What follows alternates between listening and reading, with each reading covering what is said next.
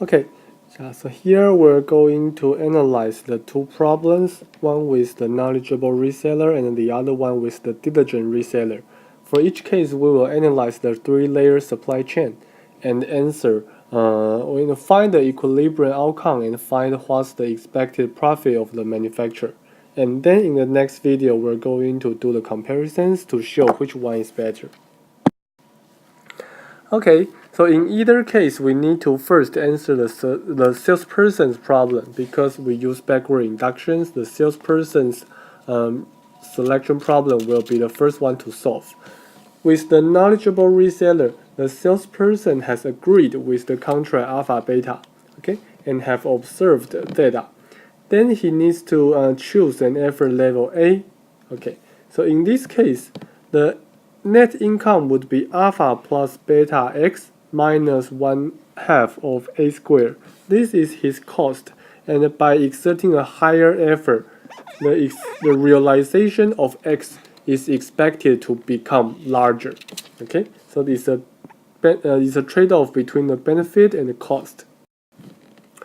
So to maximize the expected utility in this form, okay, we know it's equivalent to maximize the certainty equivalent, blah, blah, blah, blah, blah, blah, blah, and blah. Okay, here I will not do the derivation again, and this derivation is exactly what we did in the last week, okay, in a very basic case. We have this part, and the only randomness is inside this x, is the epsilon term, and that term will eventually give you this part. Okay, you may want to verify that from here to here, you can really find the certainty equivalent. So we want to maximize the certainty equivalent. The optimizer would be A, the optimal effort level would be beta, the commission rate. So that means the higher the commission rate, the higher the sales effort, reasonable.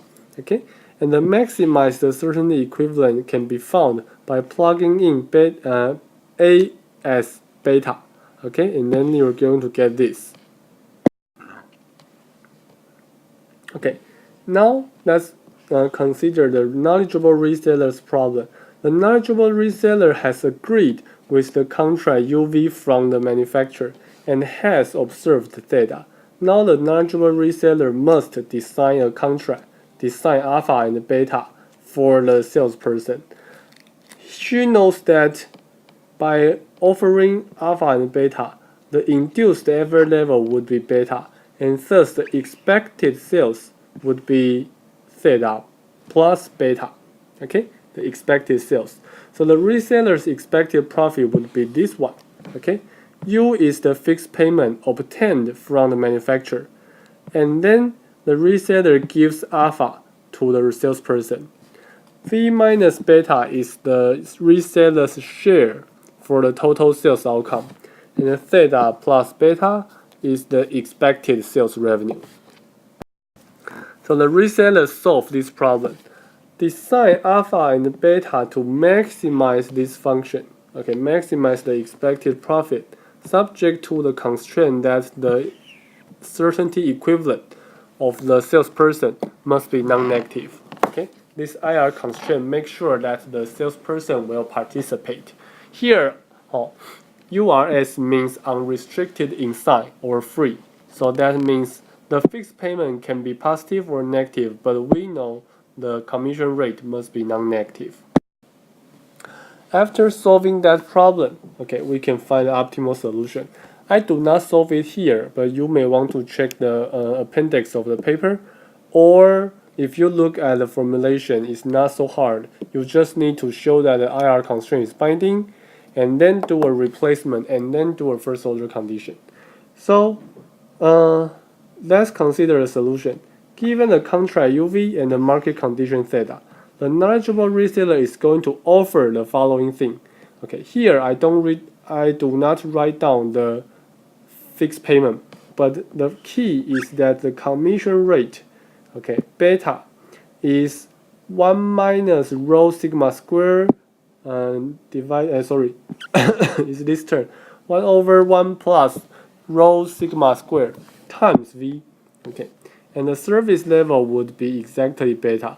and then we have the knowledgeable reseller's expected profit. Okay, here the key is this term. The reseller gets V as the sales revenue, commission rate. The commission rate will be downward distorted and offered to the salesperson. Okay, the salesperson's commission rate will be smaller than the reseller's commission rate. So for this pure moral hazard problem, as we mentioned, there's a downward distortion on the sales effort. This is the salesperson's commission rate, and this is the reseller's commission rate. The reseller will not offer everything to the salesperson because he wants to get some money. Okay, and we see this downward distortion. Here, 1 plus rho sigma square is an indicator of how costly it is for the reseller to induce the salesperson to exert efforts. This term has been observed by us when we introduced the basic moral hazard problem, right? And we know the commission rate or the effort level is going to decrease as the moral hazard problem becomes more serious or more severe. So that means if the salesperson becomes more risk averse, rho becomes higher, or if the sales outcome becomes more random, more volatile, sigma square increases, or if the offer from the manufacturer is not so generous, V decreases. In these three cases, the commission rate or the effort level is going to decrease as the impact of the moral hazard problem. Okay? So here we can see that the moral hazard problem does create some inefficiency with this distortion. Okay, with that in mind, the manufacturer now needs to design a contract for the reseller. Here we mentioned that there's no need for a manual because the reseller observes data after the contract is signed with the manufacturer. So at the contracting stage, there is no information asymmetry between the manufacturer and the reseller. So a single contract is optimal. So the manufacturer anticipates that in equilibrium, the effort level will be this one. So the manufacturer expected profit can be written down as this. Okay, so epsilon will be cancelled because the mean of epsilon is just 0. A is this guy, and eventually we have this one. Okay, the manufacturer's expected profit. So the manufacturer is going to solve the following problem: an unrestricted in-sign fixed payment, a non-negative commission rate. I want to maximize my expected utility or the expected profit, but I need to make sure that the reseller is going to participate. This is the reseller's expected profit, okay? And this is the manufacturer's expected profit. Here, because at the contracting stage, theta has not been observed by the reseller. So here, this is mu instead of theta because theta has not been observed. So this term is actually the expected of RK of theta. Okay, so here, we still can solve the problem by observing that IR is binding and blah blah blah blah blah. In the optimal solution, we observe the following thing. First, Vk would be 1, and then Uk would be denoted by this function. The manufacturer's expected payment can be found, and the induced effort level is simply this one. If you go back to check with lemma 1, it's just that V becomes 1. So there are several things we want to mention here. The most important finding is that the manufacturer's optimal strategy is to, we say, sell the business to the reseller, okay, by setting the commission rate to be 1.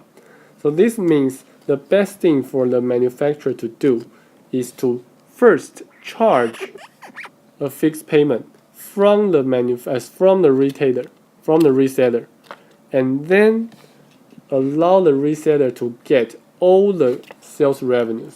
Okay, so this somehow gives you a hint or suggests you that the manufacturer is trying to coordinate with the reseller, right? Because as long as the manufacturer leaves some commission rate to himself, then the channel will not be coordinated and there will be downward distortions on the sales effort. But here, the manufacturer is able to do the following thing. He can give all the commissions, all the sales revenue to the retailer, okay? As long as the retailer pays this amount. So with this optimal, or we can say with this first best or efficient commission rate, then there is no distortion in the upper level. The manufacturer can induce an efficient equilibrium. And then the manufacturer can charge this amount because the reseller is going to accept it because the reseller can get all the sales outcome. This amount definitely will be the expected profit the reseller can earn by getting this total commission rate. Okay? So here again, we want to remind you that the fixed payment seems to be paid from the manufacturer to the reseller, but actually it's not true. We set it to be unrestricted inside, and here indeed is the reseller paying to the manufacturer. The manufacturer charges a fixed payment before the selling season starts, and then allow the reseller to guess everything. So the pure franchise fee contract allows the manufacturer to avoid double marginalization, right? Because all the commission rate are yours, all the sales revenues are yours. Just like in the indirect news vendor problems, if the manufacturer sets the wholesale price to be exactly the production cost, then it's equivalent to our case here. Okay, here I say all the sales revenues are yours as long as you pay me some fees in front. Okay, so that's how we avoid double marginalization in the upper level. So now we have two levels, but inefficiency only comes from the downstream moral hazard. In the upstream, there is no problem. The manufacturer can fully extract the reseller surplus, or the reseller is going to earn nothing. Why? Because actually in the upper level, the reseller is not protected by anything. He has no private information, and he is required to pay an amount that is equal to his expected profit afterwards. Okay, that's why the manufacturer can guess everything. Okay, so now let's continue to discuss what will happen with the diligent reseller. In this case, the salesperson is not going to decide his effort decision because the diligent reseller can observe and ask for a specific effort level.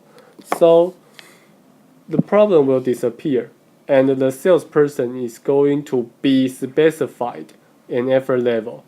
Fortunately, the salesperson is protected by the private market condition, so the reseller must offer a manual of contract, alpha, beta, and A, according to theta, the manual of contract.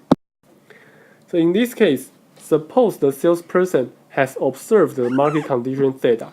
Here, he has the option to switch, to lie, and choose another contract that is intended for another type, right? In this case, he will get this as the net income. Alpha is the fixed payment, beta is the commission rate. This is the sales outcome. This is the cost. Okay? Here, A is specified in the contract, so the salesperson has no choice and must take this effort level. Okay, and then the certainty equivalent can still be found in the same way. So now suppose we use the single parameter function to denote the outcome of truth telling.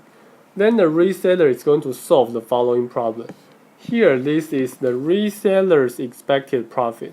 Okay, fixed payments, the share, the commission rate, and the expected sales outcome. I need to make sure that for the salesperson, they are going to tell the truth. Okay, truth telling is better than lying, and they can get non-negative certainty equivalents. Okay,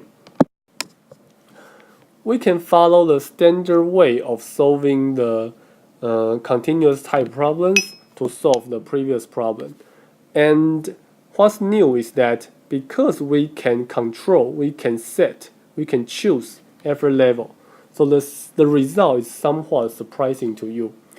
So first, as a diligent reseller, I'm going to ask for a sales effort V, and then I'm going to ask the reseller to do this effort level. So I need to compensate the salesperson by giving the salesperson this amount of fixed payment. Okay.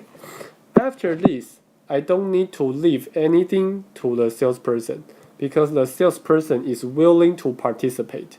So I'm going to give the salesperson no commission rate. Okay, so I found that we should not offer any commission to the salesperson. Why? Because this is the most efficient way to motivate a risk-averse salesperson. As long as I give the salesperson any positive commission rate, then that's an undesirable risk for the salesperson. Okay. Because the salesperson is risk averse, instead of giving him commissions, giving him a fixed payment is more effective. Okay, it's more effective in inducing him to do and sales to make the effort level higher. So that's why I choose to give him fixed payments instead of commission rates, so that I can ask him to take a specific effort level.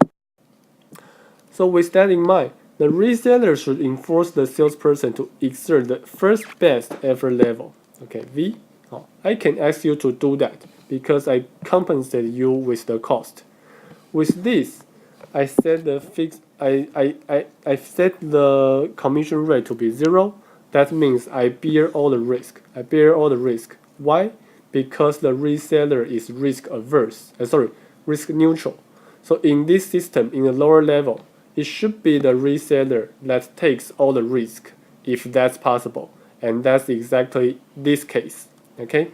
The reseller should take all the risks. Okay. And then we observe that the hidden market condition, the hidden information, does not protect the salesperson at all. The salesperson will earn nothing in this case. More interestingly is that even though we allow the reseller to offer a contract, a menu of contract, the optimal contract is not a menu. It's actually a single contract. Okay, so we see that for all the theta, alpha, beta, and A are identical. Okay, in any case, no matter what's the market condition you observe, I don't care. All I care is to ask you to exert this efficient effort level. Give you money so that you will do that, and I want to collect all the sales revenue. I want to bear all the risks. Okay, so this is something different from those traditional adverse selection problems you have solved. Okay, here because we can specify this effort level, things becomes different. Okay, so now the last thing is the manufacturer problem, which is somewhat similar. Because at the contracting stage, the effort has not been exerted, so there is no information asymmetry in the upper level. The problem is just like this. The manufacturer wants to maximize his expected profit, and he needs to make sure that the reseller is going to participate. So in this case, again, we observe that the optimal commission rate is 1. And the optimal way of charging a fixed payment is to take all the surplus from the reseller by charging a fixed franchise fee. and then we can find all the expected profit and the induced service level. Here, the service level 1 in equilibrium is efficient. If you try to solve this problem in the first best way, you can see that this is the efficient outcome. Here, this can be explained because in the upper level, there is no downward distortion. And in the lower level, the reseller will require the salesperson to take effort in that way, in the efficient way. So that's why in both levels, there is no distortion.